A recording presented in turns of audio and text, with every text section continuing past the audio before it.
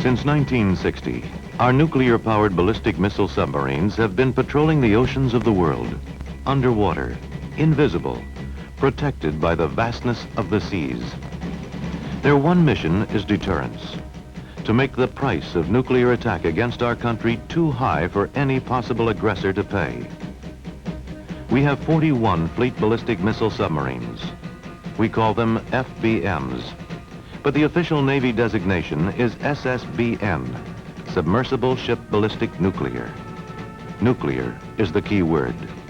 Nuclear power allows them to stay submerged for months, to patrol great distances and still maintain comfortable living conditions for their crews, 137 officers and men. Each FBM has 2 crews alternating every 90 days. One crew takes over the FBM for 30 days of refitting and 60 days of patrolling underwater. When their alternate crew relieves them, they return to their home base. After 30 days of rest and recreation and 60 days of retraining, their 90-day cycle begins again. This is the story of one FBM crew.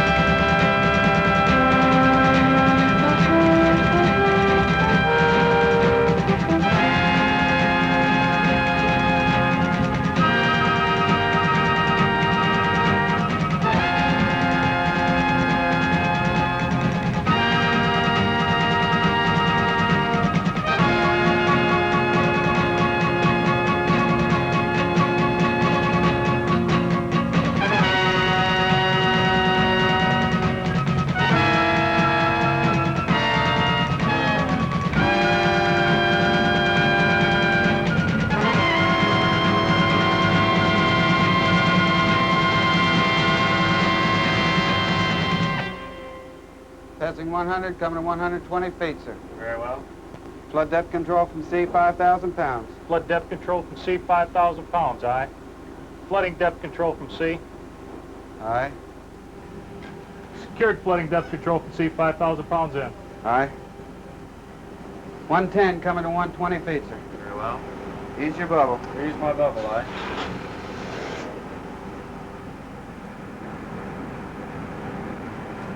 120 feet, sir. Pump forward, trim to after trim, 2,000 pounds. Pump forward, trim to after trim, 2,000 pounds, aye. Pumping forward, trim to after trim. Aye. Secured pumping forward, trim to after trim, 2,000 pounds shifted, trim manifold secured. Aye.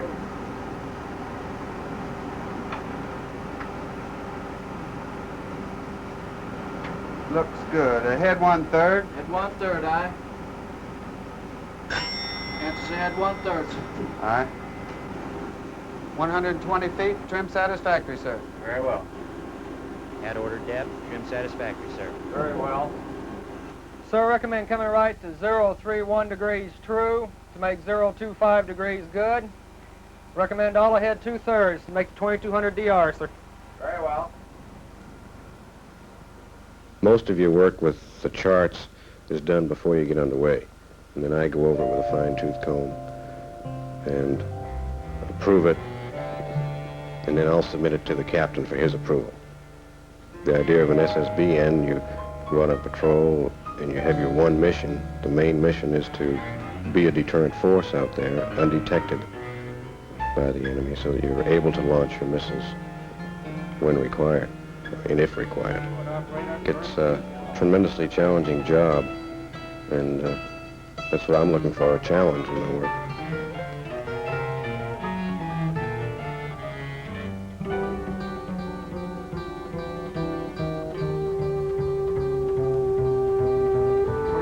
Morning, Captain. You got a problem back here? No, sir. McDonald was running some servo tests. I don't think there's any question that the people know their job's important. But I'd say probably the strongest motivating factor is their ability to perform their task in an outstanding manner. Out there, it's a real thing. You've got to do as fast as you can and as well as you can, because as long as that gear is out of commission, that means that you cannot fulfill your requirements or the reason you're out there. Well, it looks like we're not getting any data from drum memory at all. It looks like this, either the transient suppressor or this emitter follower here is bad. So why don't we check on the input to this emitter follower and see what we've got. How's it going, Ron? Real fine, Chief. We've narrowed it down to these two gates right here. So it's either going to be in this suppressor or this emitter follower, so we're going to check the input out right now. What? So, well, these two transistors are on the same board. So I think we probably just go ahead and change the board.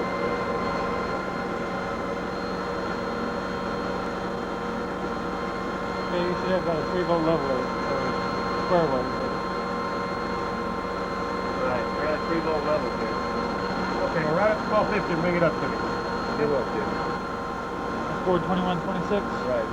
Good stock number, I'll cover it. You usually go through the procedure where you will stand watches under someone else, and when they feel that you're qualified enough, then they'll let you take the watch, but you'll still be under the observation of the head watchstander in that compartment. And you don't have anybody really checking up on you, but you know they're there in case you have any problems. Almost every piece of equipment aboard has a twin to back it up. So when one piece is on the line, so to speak, we can run the preventive maintenance checks on the other. Most electronic equipment is modular, so if we do find a problem, we just replace a faulty module with a spare one. And sometimes we'll give a new technician a chance to spot the problem if he can. The feeling on my first patrol, everything was brand new and very, very interesting. When I graduated from sea school, I thought I really had it down pat, and I get out in the boat and there couldn't be anything they could teach me. And I got out there and I just felt as though, you know, I didn't know anything at all.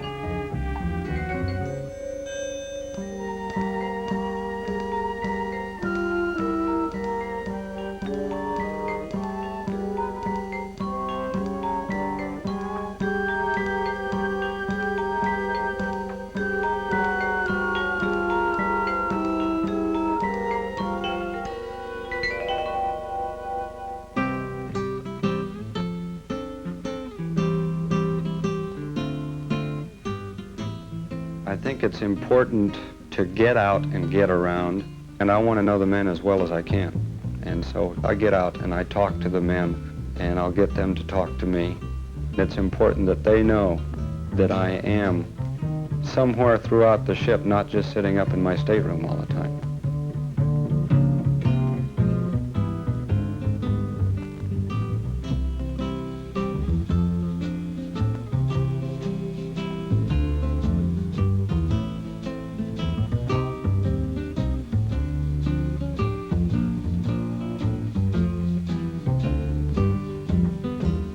The 2 months that you're actually at sea and on patrol doesn't really get you physically out of condition. You have enough activity. Ladders and back and forth in compartments, stepping through the hatches. You know, you got to bend a lot of muscles to get down through a hatch.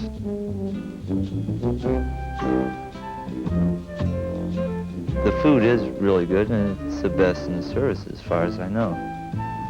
And the nice thing is the fact that the captain has to eat out of the same kitchen as you. So when the bad food comes out, he gets it too. And then it comes right back to the cook. So, you know, everybody's happy about that.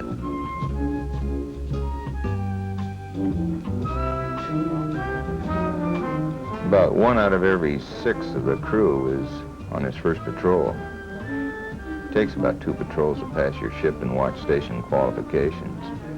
But when you're finally done that and you got your dolphins, it's the greatest feeling in the world. A lot of the guys will give you help, and a lot of them will give you hell. But when you get ready to go for your oral interview or your qualification board, and you've passed it, you look back on all that and you think, well, it helped more than hindered. I think everybody in the boat really, you know, pushes people to get them qualified. 30-cent canister, MCC weapons power. As far as the recreation goes, the lounge is the big thing. Usually it's packed night and day, but yet the crew is conscious enough of, let's say, the NQPs where he's trying to qualify, and it really gets noisy. All he has to do is open the door and say, will you please hold it down? And they will. They respect each individual. There's no real sense of night and day, so there's really no sense, you know, of time. I know Jack and I've sat down and played cards at 4 o'clock in the morning and thought it was 4 in the afternoon. Of course, we have the movies. There's a different one every day, 2 on Sundays. And then there's the individual projectors. We just slide in a cartridge, and you can run your own movie, anything from ethics or art, sociology, religion, those type of things, you know. And they're very good.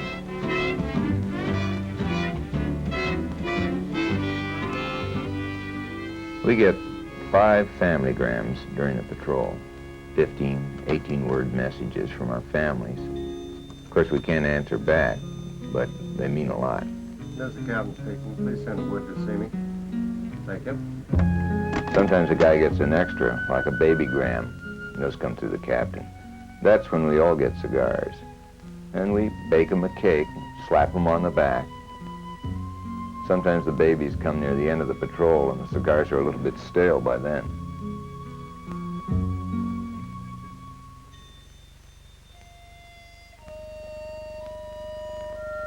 The chiefs, well, they always say a good chief is the backbone of the Navy, and it isn't any different on a submarine. He's got to train his men, got to push them along, he's got to maintain the discipline. And if he can handle all that, you've got to respect him, you know, whether you're under him or over him. Chief, I've been looking over this. Since I've been on board, I've had 4 different chiefs to work with. Just on an individual basis, how you work with each chief. You get together with him, and if you have a problem, you talk about it. And he more or less explains to you what the problem is and how to approach the problem. And it's more or less your responsibility to ensure that it's carried out in a safe, correct manner. Sir, evaluating the data I have available, I recommend we do not reset or shift master sins. Very well, I agree. Weapons, con, nav, master sins will not be shifted. Second edition 1 SQ in the nav. We get tested by our WSRTs, Weapon Systems Readiness Tests. They come maybe once a week during the patrol. No idea when. You just get a radio message and go to Battle Station's missile.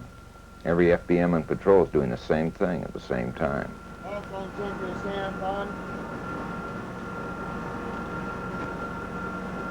Initiate assumes type out at 30 seconds. Some of my actions in the nav center can have a direct effect on what they're doing in MCC. That's why I have to get the word out rapidly, whether or not I'm going to shift master sins or whether I'm going to reset master sins. Once I've made that decision, they can commence their procedures of getting the missiles ready to be fired.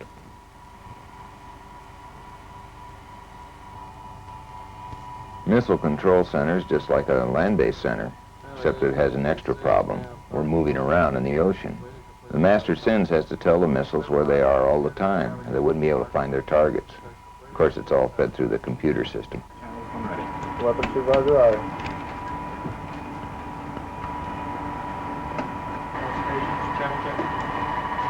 Conducting channel check, tube 1, channel 1, tube 16, channel 2.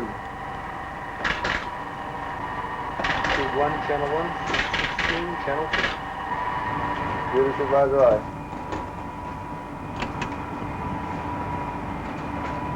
Channel check both channels, completed satisfactorily. Supervisor, channel complete satisfactory, channel check reset. Fire control in condition 1SQ for WSRT, WSRT mode verified. Supervisor weapons aye. Con weapons, weapon system condition 1SQ for WSRT, WSRT mode verified. Weapon system in condition 1SQ. Supervisor weapons, press weapon system 1SQ and select manual fire mode. Weapons supervisor, aye. Permission to fire. Time weapons on. Sign 1.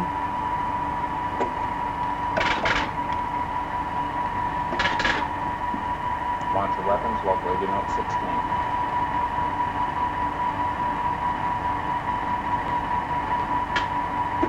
Repair 1, assigned 16. Repair 1.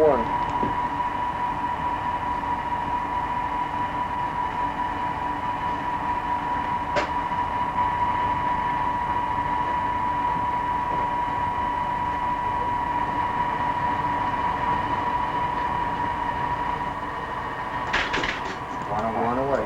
One away, repair 16. Repair 16. Assigned 5. Launch of weapons, local radio note 23. We go through every step of the procedure for the entire 16 missiles, except, of course, for the actual firing.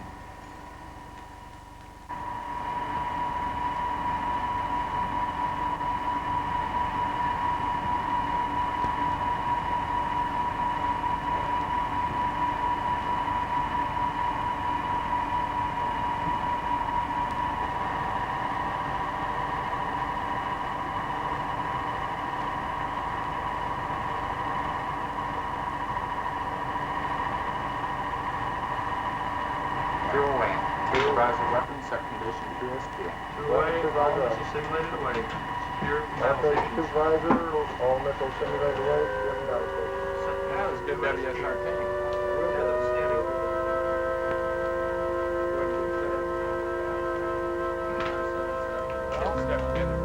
Afterwards, we usually have our own critique, but of course the entire exercise is automatically recorded.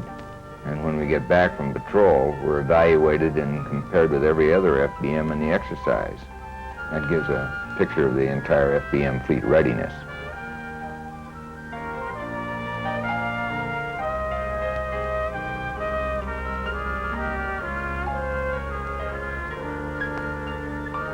If I have to be at sea for 60 days, I prefer to be underwater. It's much smoother. Storms are very little trouble. You don't have to put up with any of the elements that you'd have to on a surface craft. And the habitability of a submarine is very good. Temperature 72 degrees, relative humidity 50%, constant. We keep recycling the air. It stays nice and clean. I think most people who haven't experienced something like this, being isolated for a period of time, when they think of it, it seems as if it would be very difficult. But we have a relatively large crew, and we have very few problems with anybody. I mean, I've heard of very few in the entire submarine force.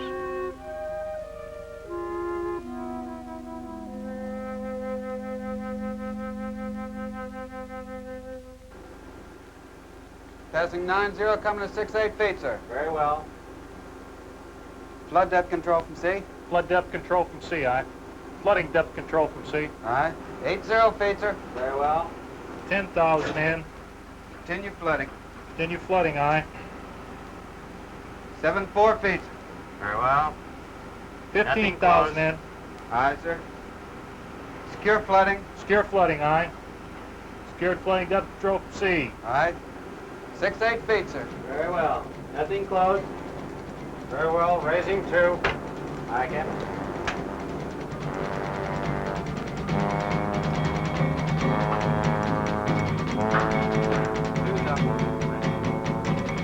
You do your job, you keep busy. You keep thinking in terms of weeks, and then it's days, and now suddenly you're counting the hours, and it's almost over. And you feel, well, there's just nothing like it.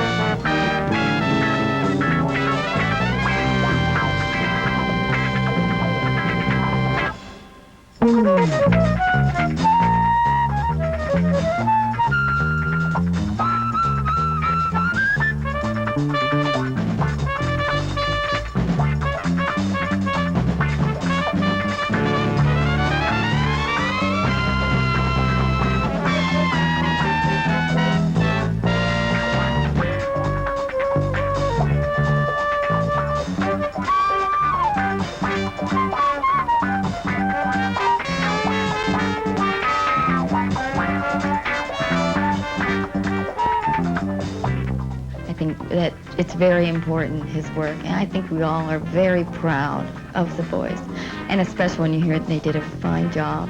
He's gone 3 months, but I know when he comes home, he'll be home, and he won't be tied to the boat. He'll be relatively free other than the training that they'll go through again before going. Definitely it requires an adjustment. I think both with Bob and the children, for the simple reason the children have begun doing things while he's been gone. It is a big adjustment for me and for Bob.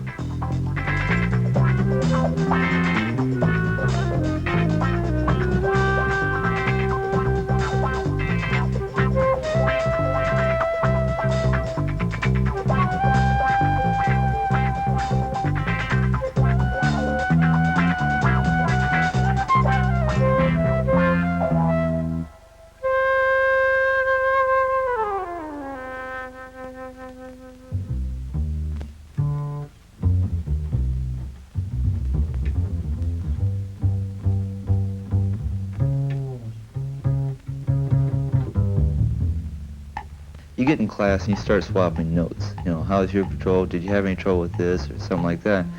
And you pick up things here and there that help you on that next patrol. This course is called Team Trainer, and that's exactly what it is. It's finding out whether everybody can work together as a team, because you're going through a typical countdown. Everything is simulated just like it would be out on patrol, and they'll insert faults. And this is where you find out how well everyone can work together, because you've probably seen that everything's really interrelated. You can't do much on anything without involving the guy next to you. And so everybody has to know what's going on and has to be familiar with how everything else works.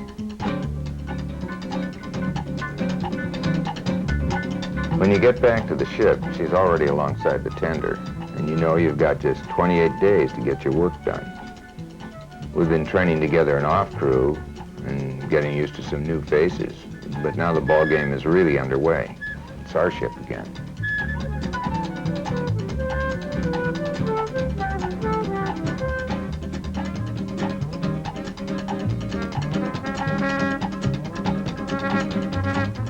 There's a certain amount of maintenance, repair, retest work to be done. Some of it the tender does, some of it ship's force does. Some of it tender and ship's force do together. And the other crew bringing the ship in will hand the tender a work package of all the jobs that they want the tender to do. And sit down with a conference and figure out which ones are actually going to be done. So much of what we're doing is in the nature of preventive work, and then it's just the corrective work that falls in on top of it.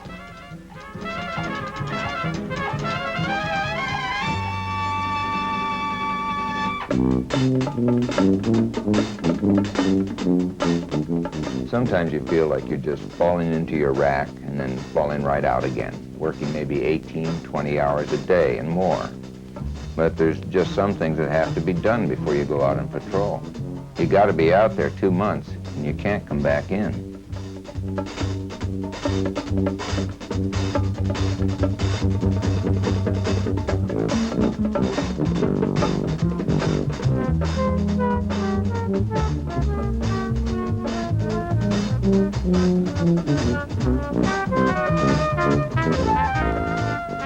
almost everybody reaches a point where they want to get the cotton pick and refit over with and get to sea and do their job.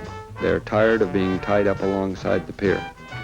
And so now we just want to get on with the job at hand, and the job at hand is going out on patrol. And the quicker we can get the ship fixed, ready to go, and prove it, the better off we are.